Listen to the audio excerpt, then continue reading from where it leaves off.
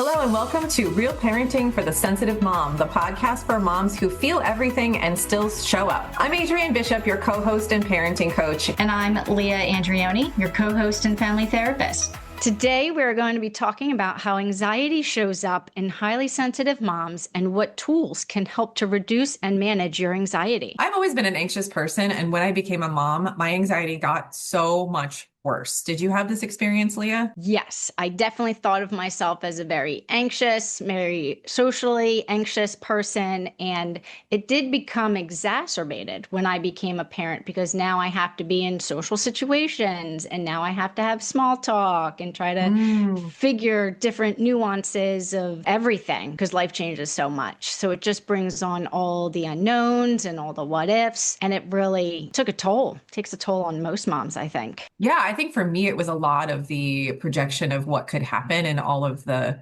scary things that I thought up of that could happen to my kids, or the things that I would do to accidentally cause problems with them, or maybe they would get hurt because of something I did, or worried about the fact that they were not happy, or they were anxious, or they were struggling. And so my anxiety went up in that realm also. I didn't really have the social challenges, but I think the anxiety just around things happening that I couldn't control just shot through this roof. And it really was so much more challenging. Yeah, there's too much that we no longer have control over. This other human little being that we have to take care of. It definitely shoots the anxiety up because anxiety thrives on control and we lose all of it. Yeah. So then we're left with all the what ifs and bad scenarios in our head. And when I realized that I was highly sensitive, I started to research that really deeply. And I found out that it's a very common trait to have anxiety when you're highly sensitive because you're noticing everything. Everything is out there. Nothing is subtle anymore. You feel and see and hear and sense everything about not only your life, but now your kids' lives. So it tends to be that much harder to manage. So I was really, really interested in researching it and figuring out how I could help myself and how I could feel better and how I could feel more regulated and calmer.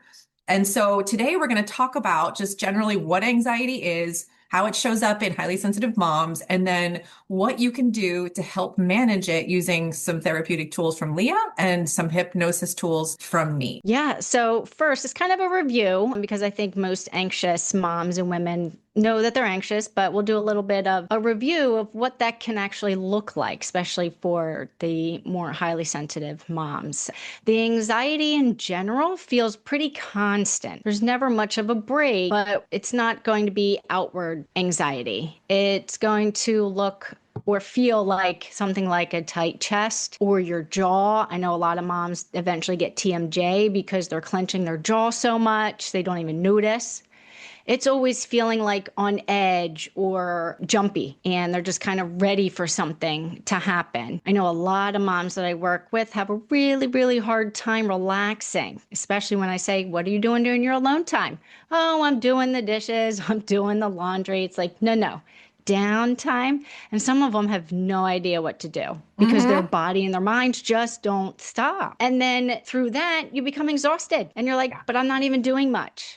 Because it takes so much energy for your mind and your body to keep going and always be hypervigilant. And then this also brings on the overthinking everything. Like you said, always going to worst case scenarios and being hypervigilant about your environment or environment you're going to go into to make sure, because biologically we have to keep the baby safe. So we have to be aware of it. It's natural, but man, does it cause us to be overreacting and just have our nervous system on high alert all the time. So we have to anticipate the problems before they happen, before we go into that scenario. And unfortunately, it's usually scenarios that aren't actually going to happen, but we have to be prepared for everything. And then this can look like replaying conversations over in your head. For me, that was the social anxiety.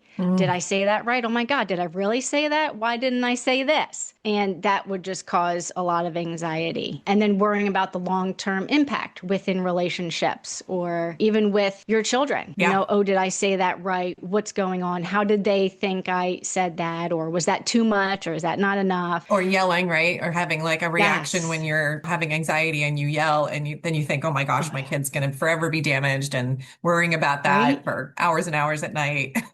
Right. Saying, oh, I'm not supposed to be doing that. I'm supposed to be calm all the time. But this anxiety has you revved up all of the time. And then that also goes into feeling responsible for everyone's emotional state. I Yeah. have to be calm so everyone else is calm. Kind of like moms are the barometer of the household. If Yeah. mom's okay, everyone else is okay. If Yeah. mom's losing her top, someone else has probably already lost their top. And also, it goes the other direction with when my kids are dysregulated, it influences how I feel. So I'm constantly trying to help them be regulated so that I can be regulated, which is a huge problem for a lot of my clients. And we really do have to, I mean, we'll talk about this in the tools, like learn how to kind of separate a little bit because it's so easy to just fall into that trap of like, if everyone is happy, I can feel Yeah. okay. But that's not something we really can control. So then it becomes so difficult to manage that. It is so difficult, absolutely difficult, especially as the kids get older. They have more emotions, they have more situations. And if we never dealt with middle school, elementary school stuff for ourselves, it's going to come up. I promise it's going to come Oh my up. God, you're so right. And just this idea of having to learn how to let go of all of it. Yes. Oh God, it's so Yes. difficult and it's painful. Yes. It is painful.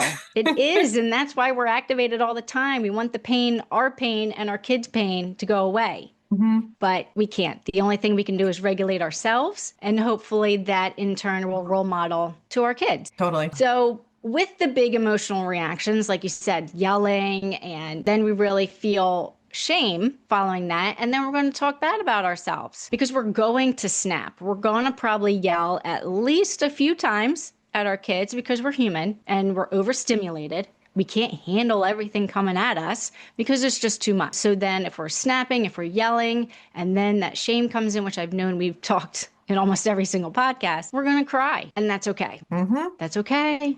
Let yourself cry. I tell everyone, please cry.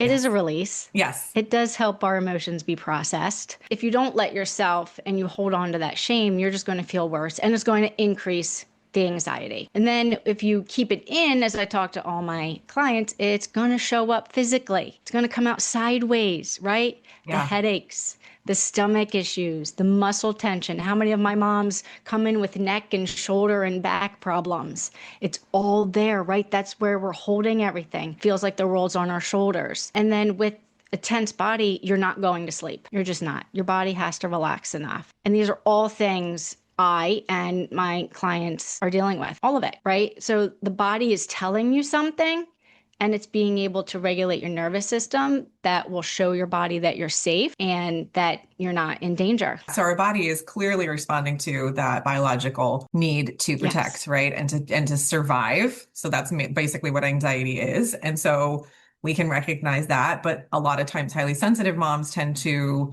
feel it even more deeply and struggle to just recognize it as, hey, this is something that I'm not actually in danger around. And I can learn to teach my body that things are safe because it's a natural response for us to just kind of go overboard with that. What we talked about earlier, Leah and I, about how parenting just really kind of brings out and increases anxiety.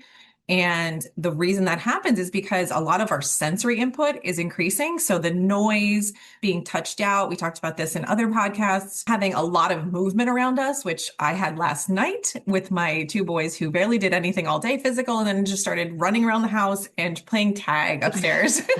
Of course. And of course, you hear things falling, things dropping, some kid jumping, and everything sounds like they're going to hurt themselves. So you're just sitting there like, oh my God, they have to stop. They have to stop. But in reality, it's okay. They're going to be okay. And it feels so difficult to kind of just let that be. So all the movement, constant interruptions, of course, we're doing something and then many, many times we're getting interrupted by our kids. So then that kind of spikes anxiety too, because everything feels urgent, that urgent versus important thing. Everything Mm, feels urgent with the kids. So then you're yes. chronically overstimulated. And that actually leads to anxiety. So the parenting is putting in that much more of the inputs that we would normally even experience in life, which then results in higher anxiety. And so I did talk a little bit about this idea that highly sensitive moms will feel their children's feelings. They don't just Hmm. notice that it's happening. It's Oh literally my in our gosh. bodies, like the empathy, right, is so high. Yes. And that can really basically wear us out and create more anxiety because we're kind of trying to manage not only our feelings, but theirs too. And so we can even carry their stress in our bodies and then we feel dysregulated when they feel dysregulated.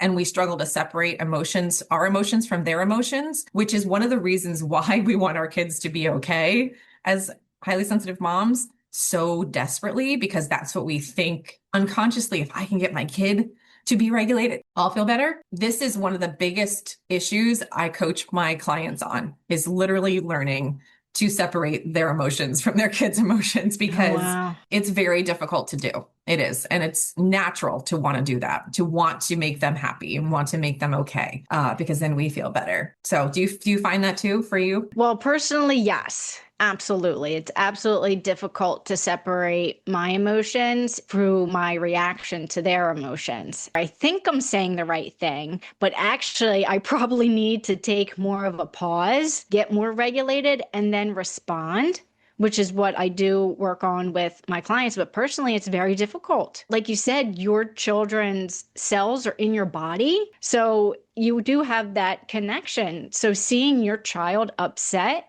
is going to hit the animalistic, oh my God, my child's upset. We intern that as they're in danger and we have to come in and fix it. When most of the times with our kids, it's actually advantageous to let them Yes. feel their feelings. We don't want to go in and fix logically, but to manage our own emotions, like you said, we want to fix theirs.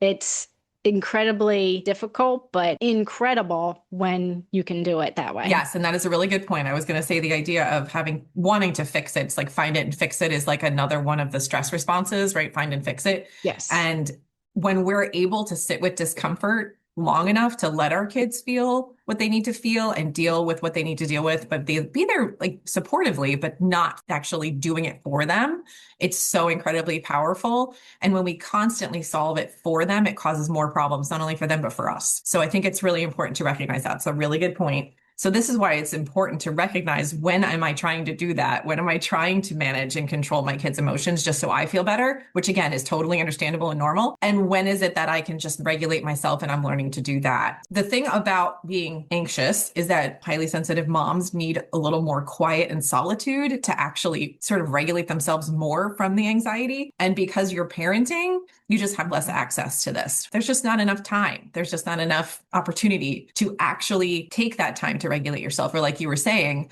really honestly rest. Like, what are you doing in your downtime? I think that's going to be really helpful for when we go over some tools, because some of the tools don't necessarily take a ton of time. However, having access to quiet and solitude is usually a good thing to have anyway. And then so as a result, we just push through. We just like keep going. We ignore our bodies. We ignore our anxiety. We push it under. Then all the physical problems come up. And then maybe we're even more anxious, more irritable, or we shut down. And it's just a horror. It's just not a good situation, right, for anybody to be in. And so we really need to, as highly sensitive moms, we need to remember that overstimulation can cause anxiety. There's nothing wrong with you or your brain. It's just survival. It's how we're built. And we really need to pay attention to how we're healing through that anxiety with regulation, setting boundaries, saying, no, I need that time. I need that time to be alone. I need that time to de-stress and to regulate myself, and getting support in whatever way that looks. So is it therapist, coach, even just friends, talking to friends, a parent, a spouse, anyone that you can get support from is really, really helpful. Leah's going to talk a little bit about ways that you might see anxiety show up, but it might not be super obvious that that's what it is. Yeah. And I like how you said we don't need to become less sensitive. We might need to have more support. And sometimes when we look at our behaviors, that's the clue that says we need more support. Looking at what we're doing, such as we're starting to avoid situations that feel overstimulating. Sometimes that's good self-care. Sometimes it's not possible to avoid certain situations, especially if your child is in something like cheer and you have to go to a cheer competition. You're going to get overstimulated. So what are the tools that you can learn either from us talking, from a therapist, from a friend, that knows that you need that support. One of the highest things that I experience anxiety in is when I watch my daughter play softball in tournaments. Yes, there's so much going on and it's loud. Yeah, you're going to be overstimulated and you can't avoid that. But, when the avoidance really becomes an issue, or when you're like, no, no, hubby, you can go take her to softball. I can't. You also want to go watch her. It's a problem if you're avoiding things then. What I see so much is the people pleasing and perfectionism, using that to feel like we're dealing with perceived threat or someone else's reaction. The people pleasing and perfectionism I talk about with pretty much all of my clients. I even have a book from a friend for the people pleasing. And those are just ways that are going to keep us anxious, how we try to manage the emotionality of the situations we're in, the emotions of other people. We think it works, and it probably does for a while until it no longer works or it becomes a problem. It's like this idea of not making a mistake is going to prevent me from feeling bad. So if I can be perfect or make sure everybody's happy, then I don't have to feel those bad feelings, that discomfort. So a lot of it does come down to learning how to feel some feelings that maybe are just not something you want to deal with, because that creates more of a regulated state all the time. Like if you're having anxiety and you're avoiding things because of it, you're going to be more and more dysregulated. Absolutely. Avoidance perpetuates anxiety. So we want to not avoid things. We want to find ways to manage it. And don't avoid downtime. You need the downtime, and moms most of the time will feel guilty about it. All the shoulds come in there. We're supposed to be doing this. And if you find yourself, even when I'm trying to relax, I can't relax, you may want to talk to someone to see what other ways you can regulate your nervous system. And you and I are going to talk about that just in a moment. But also the procrastination that's driven by fear of overwhelm a little bit, rather than the lack of motivation. I see that all the time Right? with my clients. It's like, I can't start anything because there's too much to do. Yes. Where do I start? Yeah. But they're motivated, but it's overwhelming. It's too much. It's Yeah. way too much. Yeah, I definitely get into that freeze response when there's way too much, probably because I procrastinated so much, but then I'm freezing and I'm shutting down and I'm not going to get anything done. And that just perpetuates the whole anxiety shutdown cycle. It's also avoidance, right? If Yes. you're overwhelmed, you're just going to avoid it until the last second, and that makes it Yes. worse. It really does. And then this can show up in relationships, also with people pleasing, fear of being too much or a burden. That is in a lot of the women that I work with. We grow up, we're told we're too much, we're told we're too sensitive. We don't want to hear that anymore. So we're going to do the people pleasing, the perfectionism behaviors, because we don't want to be seen like that. But that's going to influence our relationships. Then we're not going to be authentic, and it's going to cause more anxiety if we're not ourselves. I hope everyone's hearing the cycles. Yes. Lots of cycles. Again, hyper awareness of other people's moods and subtle changes in tone or body language, just all that hypervigilance is going to have you react to something that maybe the other person's not saying. And I work with this with the women, specifically talking with their partners and trying to read their partner, and they're assuming these things. So they're doing things based on the assumption, but they might not be true. But it's their anxiety getting in the way of their relationships. And like you said before, difficulty setting boundaries, the people pleasing. It's very, very hard to set boundaries when you're afraid of disappointing others. We don't want people to get upset with us or Right. be mad at us Right. ever. Exactly. So it's working on those things. And you might need a therapist that can help you with these, because these are long-term behaviors that you've learned way before having kids. True. And they're just now going to really get triggered in your parenting years, as everything does. And then when we internalize the stress rather than expressing it, then that comes out sideways as all the physical problems. That's why I say cry it out, cry it out, cry it out. It is an easy way to really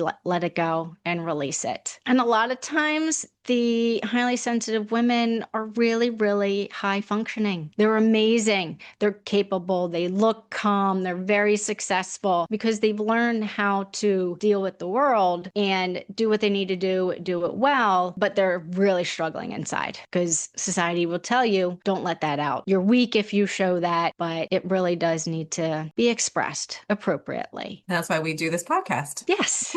Yes. No shame whatsoever. So what's really helping is what we try to do every time we talk together is normalizing the sensitivity as a trait, not a flaw, no shame, and that this is who you are. Embrace it, learn how to work with it, and you may become a powerhouse. Just saying. It's the nervous system regulation, breathing, grounding, somatic practices we'll talk about in a moment. Reducing the stimulation before it hits, using the tools such as earplugs for noise, decreasing smells around you that you can, really being able to get a real good sleep before you're going to a cheer or softball or somewhere where there's going to be lots of activity, taking care of yourself. And then the boundary setting is self-care, making sure that you're only in the situations that are really helpful for you. All the self-compassion that you can muster for yourself. Talk to yourself like you're a friend. I was actually looking at the idea of, I guess, CBT that helps you separate yourself from anxiety. So those are more the tools that we're looking into using and making sure that we understand that we are not anxiety. Like we as a person are not the anxiety. So just working toward doing things like that. But I know that, Leah, you had some suggestions specifically on what you use with the clients you work with. So we'd love to hear some of those tools so that the moms can try some and see what works for them. I always have the go-tos that we start with. And the one which I feel like most people know these days is orienting to your surroundings and grounding yourself pretty much with the 5 senses, naming 5 things you can see. I call it 5, 4, 3, 2, 1. So it'd be 5 things you can see, 4 things you can touch, 3 things you can hear, 2 things you can smell, and 1 thing you can taste. And you always want to make sure that you're in places where you want to smell and you want to taste something. Because or skip 2 and 1. Yeah, because that, you could also be in a place where the smell is too overwhelming and you're not going to want to focus on that. So focus on what you can see and hear and touch, because it's really bringing the attention back to your body. And that's grounding. I know many people will go outside, even in the winter, like right now, without their shoes on, no socks, just go step outside so they can feel the cold earth. Sometimes even the snow. The cold really helps the grounding, feeling the wet ground in between your toes can really be grounding, because it shows that right now we're safe. There's no threat. No one's yelling at me. There's nothing coming at me. I'm safe. I'm here. I'm with the earth. And then with that, you can also add breathing. My favorite is either the box breathing, where you're breathing in for 4, hold for 4, breathe out for 4, hold for 4, and continue. Another one favorite is the 4, 7, 8 breathing, where you're breathing in for 4, you're holding for about 7, maybe 6 to 7. And then you always want to make sure your out breath is longer than your in breath. So it's usually you try to do double. So if you're breathing in for 4 and holding for 6 to 7, you want to breathe out for 8. That's the calming part. Yeah, engages the vagal nerve. Yeah. Yes, anything that engages the vagal nerve will be extremely helpful, which is also singing, humming. That I tell families do it all the time. What calms kids the most? Singing. What's going to calm you? Singing in the car with your kids. I tell them all the time, dance parties, have dance parties with your kids, have them before bed. That's probably one of the go-tos, especially with little kids, like toddler age. They love the dance parties. And it's music. Music is regulating, right? I know you know. I know. Leah just recently found out that I'm an opera singer. So yeah, we talked about that for a little bit. And yeah, it's so interesting because this is a little off topic, but I had gone through a time where I had panic attacks, and they would be all different kinds of panic attacks, and they would be all up in levels. And one of the things I figured out that if I did was if I literally turned music on, smiled, and sang, I was able to break the panic attack. It's really interesting to think about some of those weird ways that you don't really know will work. And you can kind of trick your mind into believing that you're safe, which you are technically, right? When you're in the middle of these really heavy anxiety attack moments, try some of these ideas where you're either singing or dancing or even like smiling at all can really kind of break some of those more intense anxiety moments. But I was really surprised at how, I don't know what hormone is released when we sing. Is it endorphins? Endorphins. Yes. Thank you. That is something that is really difficult to get quickly. Like if you ran and get a runner's high, you get endorphins, but that's not always guaranteed. But if you sing and your vibrations of the voice are releasing endorphins. So I think that's something to think about. How can we use some of those tools to break us out of some of those spinning cycles or Yeah. spirals that we do, that we have. Yeah, and the dancing does increase the oxytocin if you're doing it with somebody, that connective hormone. So I say do it with the kids because that's going to regulate both of you at the same time. There was this girl that came into our office at school and she was in the middle of a panic attack. And I didn't know that that was happening. I thought she was having an asthma attack because she was really hyperventilating. But what we figured out, when we figured out she was having a panic attack, I held her hands, sat down in front of her, sat her down, and I told her, relax your shoulders and do some of the inhale for 4, exhale for 8. And she actually came out of it very quickly because I feel like the connection of me holding her hands and just telling her, you're safe, you're okay, everything's okay. And then also just like her being able to take that breath, in which sometimes you can't when you're in the middle of a panic attack, but sometimes you can breathe, sometimes can really snap you out of it because it is releasing all those feel good hormones, which make you feel like you're safe. Exactly. That's a perfect example of the co-regulation that I tell everyone. And my favorite co-regulation is the 20-second hug with a loved one. And with that, you really have to count for 20 seconds because it's a lot longer than you think. When I've done it, you will literally feel your body relax and the partner, whoever you're hugging, relax. Yes, it works. It works. It's 100% effective. And I don't know if we've said this before, but I have heard recently that at Disney, when the characters hug the kids, they won't let go until the kids let go. Oh, yeah. And they're completely co-regulating. So if you That's funny. hug your kids and wait until they let go, it's probably closer to 20 seconds. Yeah, definitely. I know what you're saying because I've done that before where I've made sure it's been a longer hug and all of a sudden you get this rush of this feel good thing happening. And what I also, a tool that I talk to just about everybody with is with temperature regulation and how cold on the vagus nerve can really calm you down pretty quickly. One, it's the mammalian dive reflex when you're putting your face in a bowl of cold water for about 20, 30 seconds, or that 30 seconds at the end of a shower and you turn on just cold. And so I always, with the caveat of if you can't do 30 seconds, just do it as long as you can. Right. So that mammalian dive reflex, what does that do? When mammals go underwater, they regulate their nervous system. We are mammals. So we're filling up a huge bowl of water. Ice if you can handle it that cold. Take a couple deep breaths. Put your face under the water in the bowl for 20, 30 seconds. When you come out, do it about 3 times. And in between, take deep breaths. Wow. That's intense. Yes, and you can find it on YouTube. At one point, I did find a really good video on YouTube that showed you how to do it. Is that mostly when you're more into a panic attack level, or is that just in general? I would say if you feel like you're going into a panic attack, I would do that to stop it. Okay, makes sense. Yeah. Yeah. If you're in a panic attack, I would probably go in the shower. Okay. And put on right, the cold. because then you can just stand there. You don't have to do anything. Yes. Yes. Because when you're in a panic attack, you want to do the least amount of work. Right.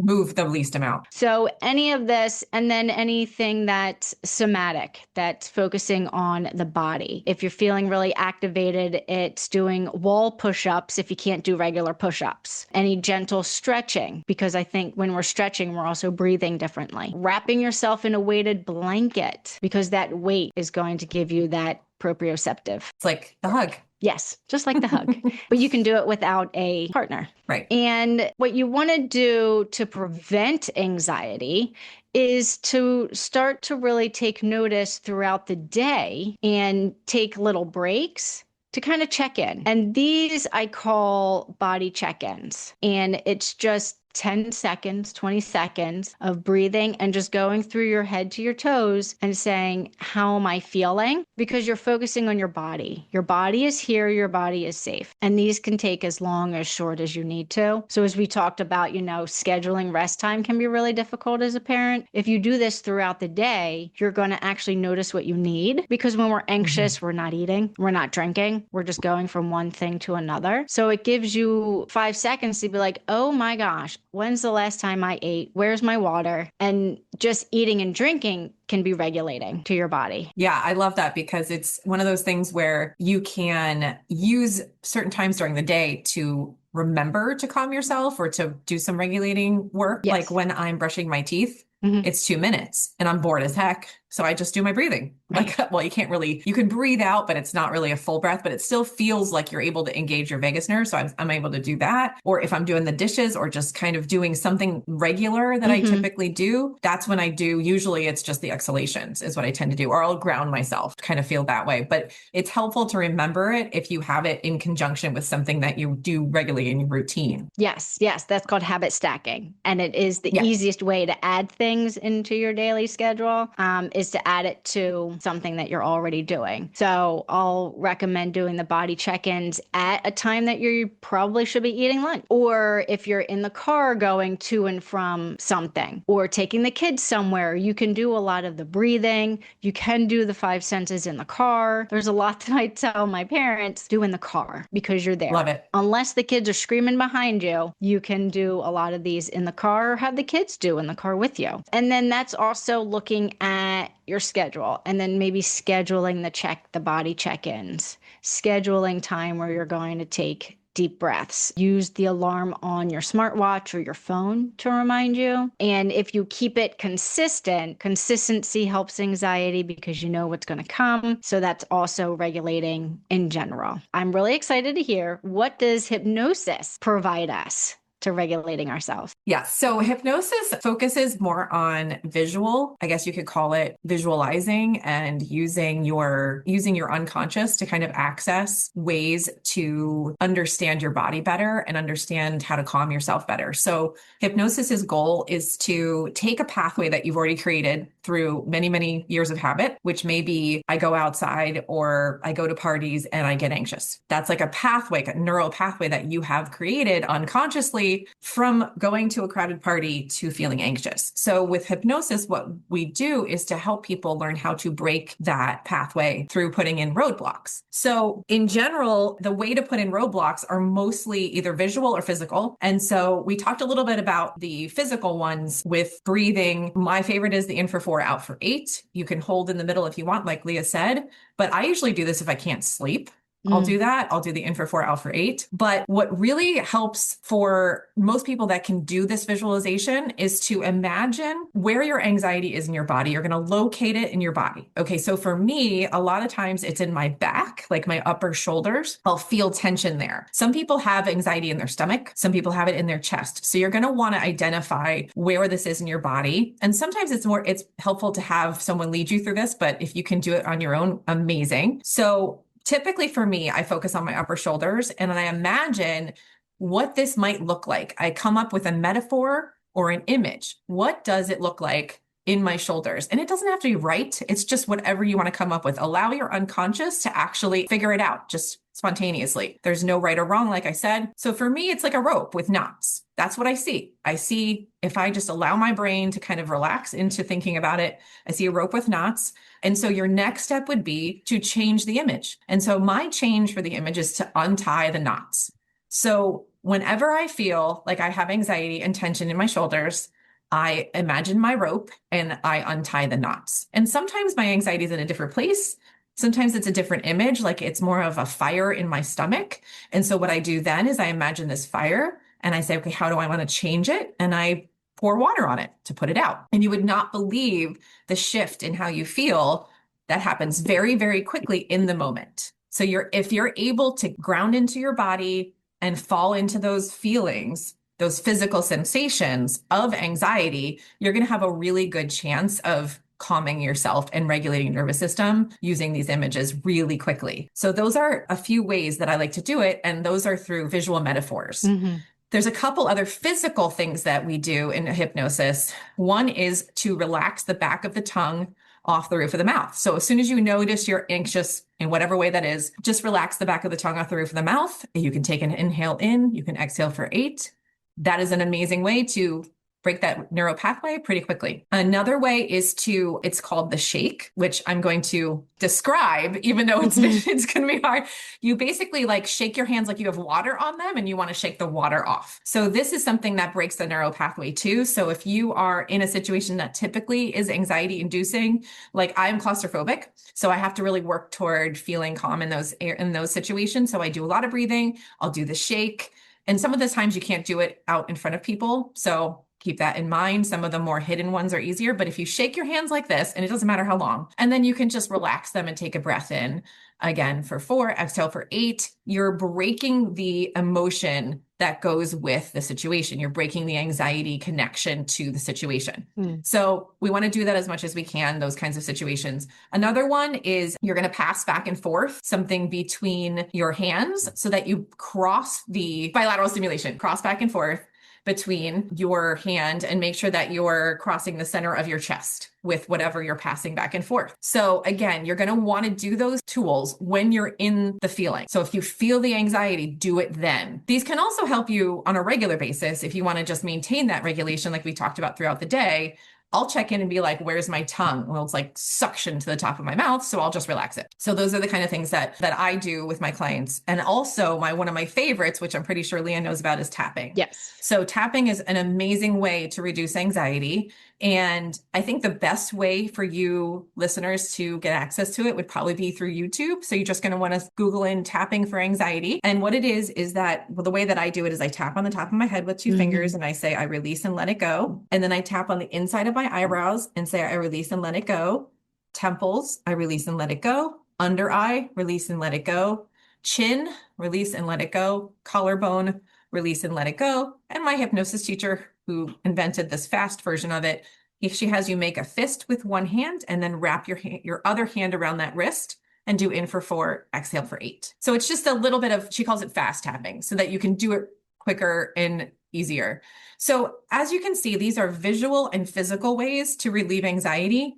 And a lot of times people aren't really aware of the fact that anxiety is physical or visual, right? So this can be something that you have to get used to this idea, especially with the metaphors. But even connecting the idea that this feeling of anxiety is not in your brain, it's in your body, can be really powerful. Like, I feel like we're disconnected from my body a lot more. And so even connecting the neural pathways, even understanding that the neural pathways are connected by trying to do it, even if you're like, oh gosh, this metaphor thing, I'm not sure if it's really resonating, but even trying to connect your brain to your body is going to actually really help you in a lot of ways, which sounds strange. Like, I have some clients that don't understand and cannot feel the feeling in their body. But even me trying to get them to piece those things together, they actually become more self-aware and they start to feel things more, I want to say not deeply, but they understand their feelings better and they're able to manage them better because they're aware. Yes. Whereas it's not just this, like you were saying, under the internalized feeling, or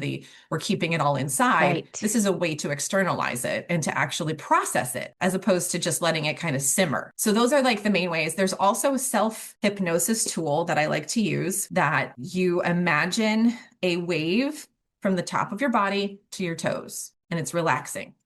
And you count backwards from 10 to 1. So you say 10, imagine a wave of relaxation from the top of your head to the bottom of your toes. And then and your eyes are closed. 9, imagine a wave of relaxation from the top of your head to the bottom of your toes. And again, these are things you can do on your own. If you're working with a hypnotist, there's a lot more options. Yeah. I have a free guide to some of these. So I'll just add in that to the end of the podcast, so you guys don't have to remember all of it, and it'll just be in one sheet because it's a little easier to have access to it that way.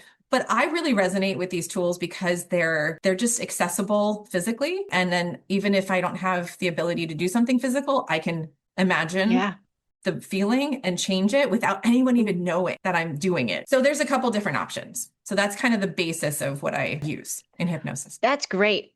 I really like the tapping. I have done tapping and it works. It's amazing within like 12 to 15 minutes sometimes. When you go through the whole process, you can feel a physical difference. It's pretty amazing how fast it works. Yeah, I've actually done it at a faster version where it takes maybe 2. So it's great to have more time, but the cool thing is if you don't, it still can be beneficial, right? So if you have 12 to 15 minutes, amazing. But if you have 2 to 5, you can still use it. So definitely a good Absolutely. tool. And I love all the visuals, because some people are visual, but some people are like, wait, it's dark. I don't know what I'm thinking about. And it gives you something. Yeah. I like it. Yeah, exactly. I would recommend, even if you're not feeling like you are visual, I would try it, because again, it creates new neural pathways and it actually helps you understand your feelings better. And you're even processing them, even if you're trying to make an image and you're trying to change it, right? You'll still be processing your emotions in a different way and just see how it goes, see if you feel any better or different. So I'm going to do an example of how I work with clients using hypnosis to help them with fears and anxiety. So Leah, do you have a situation that you can think of that might lend itself to either anxiety or, fear, which is kind of similar? Absolutely. This is something I've been struggling now since my son is 13 for 13 years. It really peaked after my daughter was born 10 years ago. But I always, especially in the middle of the night, have this fear that someone's going to break in and take my kids. When's the last time that this happened? Like this middle of the night fear? It happens almost every night. Can you tell me your surroundings? What do you see? What do you notice in that moment where either you have the thought or you feel the fear? What are you seeing? Yeah. So I'm probably waking up in the night. Maybe I'm going to the bathroom. Oh, okay. And then even while I'm in the bathroom, I go, oh, I should probably go check. My daughter likes to sleep on the couch. I have to go check on her. Okay, perfect. Let's stop there. You're in the bathroom. Are you sitting down? Are you standing?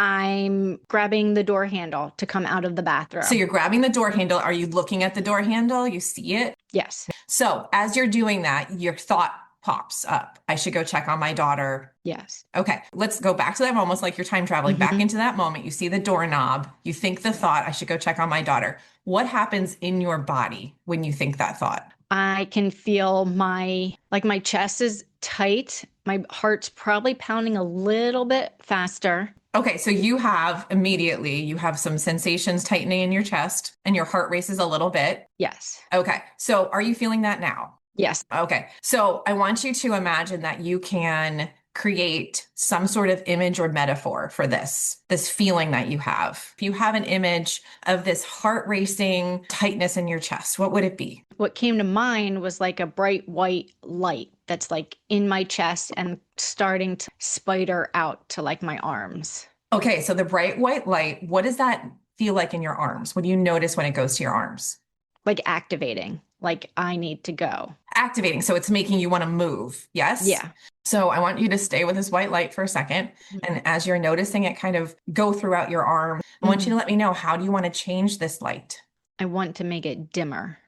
Okay, so we can make it dimmer in many ways. We can imagine it just getting dimmer, or we can imagine a light switch or a fader where you can actually physically see yourself in your mind turn it down. What do you think would be helpful? What comes in my mind is a dimmer switch, like seeing a dimmer switch. Okay, so I want you to hold this white light in your mind, see it in your chest, see it in your arms, feel the feeling of it wanting to make you move. And now I want you to imagine or visualize yourself turning down a dimmer switch. And as you do that, the white light becomes less bright. And when you do that, tell me what you notice. That it goes from white to more yellowish and smaller. Yeah. So is the light no longer everywhere in your body? Yeah, no, it's more centralized. It's more centralized, like still in my chest, but it's smaller. It's more like yellowish, like a dim yellow. Okay. And when this light is smaller and yellowish, dim yellow, what does that do for you? What do you notice? Feel like I have more of a choice versus I have to go check on her. It's like I could go check on her. So if you thought to yourself, hey, I could go check on her, what would that do for you? Then the next thought goes, well, maybe tonight I don't have to. And I can trust that the doors are locked. Everything is fine. Nothing has ever happened. So you can trust that the doors are locked. Everything is fine and nothing's going to happen. So now I want you to see that doorknob again and let me know what you notice. The urge to open it is not really strong. Yeah. So the urge to open it's not strong. You can trust that everything's okay. And I want you to see that doorknob one more time. And let me know what you notice when you do. I don't even have the urge to get out of the bathroom. Great. Awesome. So you don't have the urge to get out of the bathroom. You could hang. You could stay there. Maybe even back up a little bit. Let your hand go. Yeah. Yeah. Yeah. Great. So we can trust that things are okay. We can back up. We can stay in the bathroom. That urge to go and open it is gone. Right? Okay. One more time. See that doorknob for me. And let me know what you notice now. I'm not touching the doorknob now. Okay. I'm just looking at it. And what's going on physically for you? What do you notice? I feel more grounded. What does grounded feel like to you? More in my body versus just in my chest or my head. Okay, good, So it's good. like more solid on the ground. Yeah. Okay, so you're more solid. So you're Just feeling, my feet on the ground, being able to feel the rest of my body, got it. and Okay. not just up by my chest and my arms. Yeah. And when you're able to like feel the rest of your body and feeling grounded, what do you think that would do for you in that situation? Help me decide that, okay, I can leave the bathroom and go right back to bed and hopefully fall asleep faster. Yeah. So if you think about doing that, like you think about, I'm going to open the bathroom door, going to go lay down. What do you Hmm. notice about how you feel in those, in thinking about doing that? More peaceful, more actually excited that this is a possibility. Yeah. How cool is that? I Uh-huh. love that. Yeah. So you have more peace, you have more excitement. Like, I could just go back to sleep. How cool is that? Like, Yes. everybody wants to just go back to sleep. So that's Yes. great. So then the next time this happens, you get into the bathroom, you're going to have automatically this feeling of peace, this feeling of yellow, this Mm. feeling of maybe even excitement going back to sleep. Sleep is good. Sleep is helpful.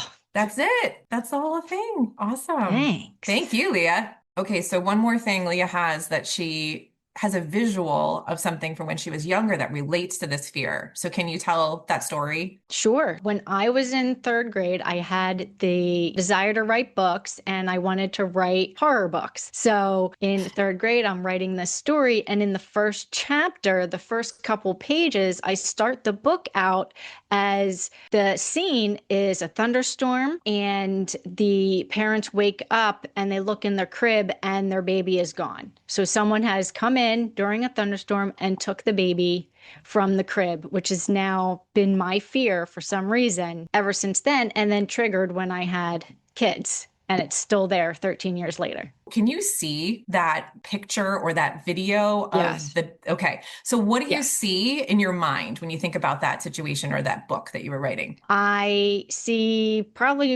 my probably myself as now as the mother, but I can kind of see like a mother and a father at the doorway looking at the crib and a window open in the room while Mm, the thunderstorm's going on out there, and then realizing our baby is gone. Someone came in and took our baby. yeah. So when you see this, is it a video or is it a still photo? It's a still photo.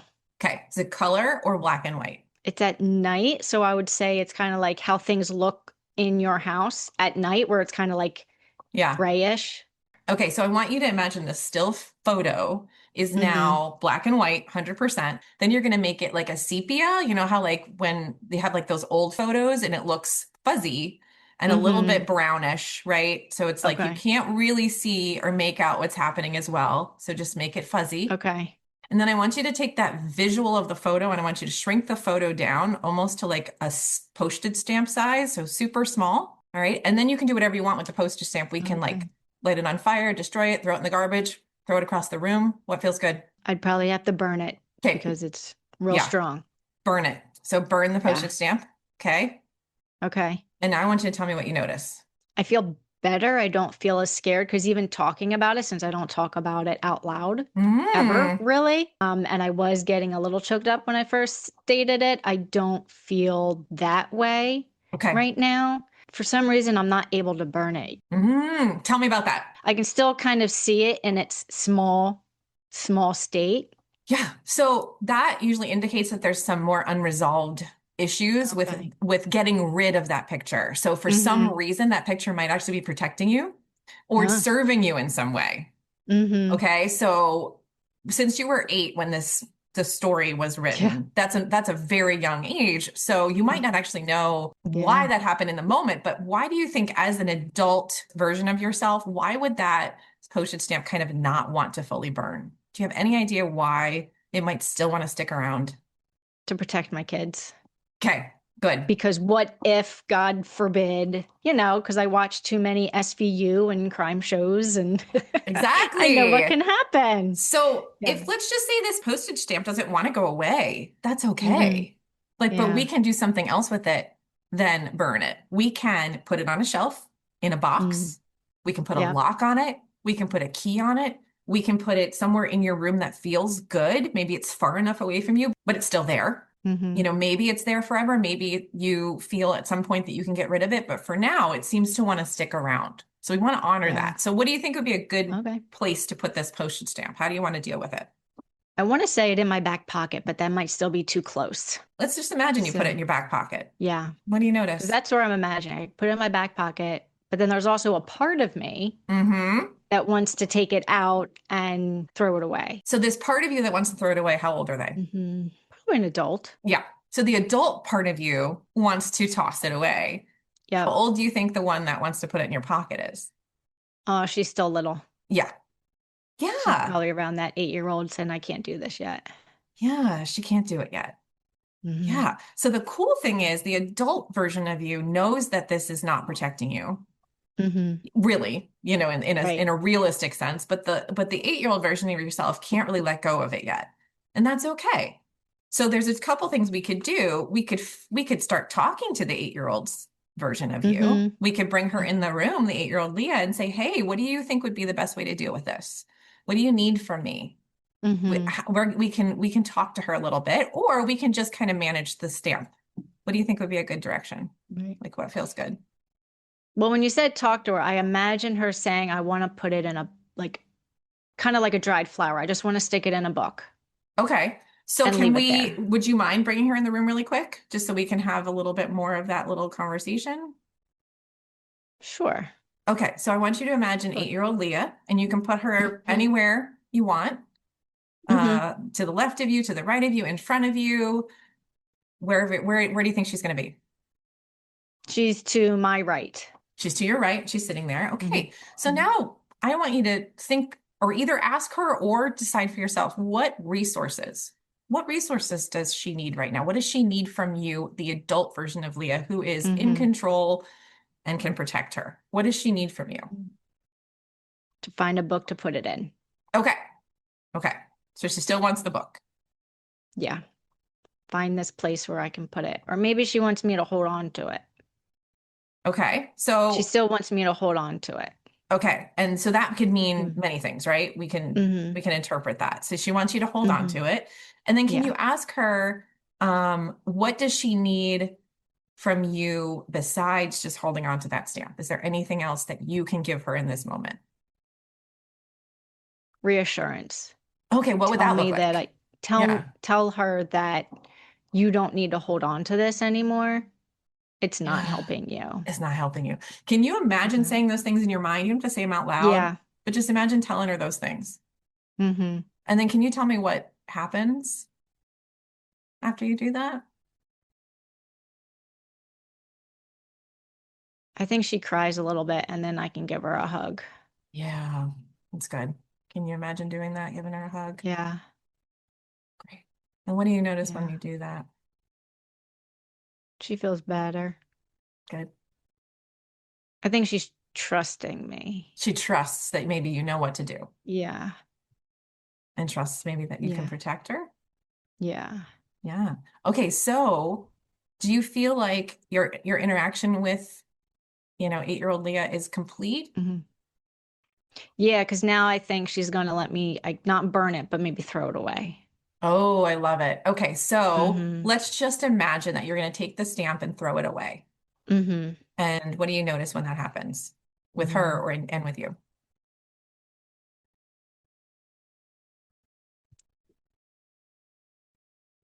That we're okay. Yeah. Okay. Just that Good. we're okay. You're Yeah. okay. So how do you Hmm. feel about reintegrating 8-year-old Leah back in? Yeah. Okay. So now I just want you, this version of her who has Hmm. gone through this process, trusted you, Hmm. gotten rid of the stamp in the trash can, she's gotten some resolution of this situation. Can you just imagine kind of allowing her back Hmm. in any way that looks for you? Yeah. And what do you Yeah. notice when you do that? Giving her a great big hug and just Mhm. then we're kind of becoming one. Yeah. And when you become one, what do you notice? Like if I was watching like a movie, Hmm. like if I, because obviously she would be shorter than I am. So if I hug her, she's Hmm. kind of like, I don't know, up to my belly or something. But then she Yeah. just kind of like sinks. in me. Like you can watch on a video, like her spirit, I guess, is Yeah. kind of going in me. Yeah. Yeah. And what do you notice about how you are doing after that? I think it hits that mom feeling of that I'm taking care of a child, Mhm. which, but in a really positive way, like, oh, Yeah. I got this. You got this. Okay. So there's like a confidence Yeah. around it. Yeah. Yeah. Yeah. Good. Yeah. Okay. So Yeah. that now will help you with that situation that we talked about in the future. If you feel Mm-hmm. like it comes back up, you can do Yeah. the same method in your own mind without me. Yes. Okay? Awesome. Because Yes. right now we broke the wire, but sometimes it can whoop back up if it's Sure. strong, but hopefully that will be at least less impactful next time it happens. Wonderful. Okay, thanks. And what I heard you say a couple times is the neural pathways. We're reprocessing the pathways that got us to be this anxious, right? Those neural pathways are really, really strong. And then all these tools are going to rewire our brain to have different, stronger pathways to be calm. Yeah, and I can tell you today that my anxiety level is just naturally lower because I've used all these tools. Like my neural pathways have shifted Right. significantly. So it definitely makes a big difference in the long term. Like we do know like the anxiety short term, you might feel better, but if you're using even more of these on a regular basis, even, especially the ones Leah said, some of the home hypnosis tools, you're going to see a actually permanent rewiring, which is really exciting. Like we have a very neuroplastic brain. It can change.